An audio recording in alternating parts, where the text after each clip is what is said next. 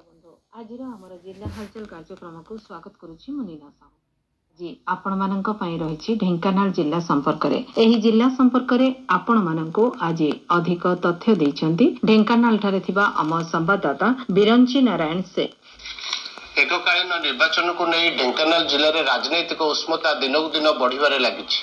विभिन्न दल तरफ प्रार्थी घोषणा पर दलर नेता और प्रार्थी माने ग्रामांचल और सहरांचल बूथ स्तर में आसंता मतदान पे भोटर मान निवेदन करुछंती। गत मास 29 तारिख चलित मास 6 तारिख पर्यंत प्रार्थी माने नामांकन पत्र दाखल करथिले। प्रार्थी माने प्रचार प्रसार सह दल तरफ सोशल मीडिया अकाउंट खोला जाई भोटर सह निकटतर हेउछंती।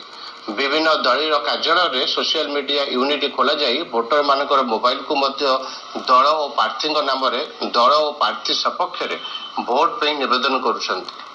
शहर में विभिन्न दल सांसद और विधायक प्रार्थी माने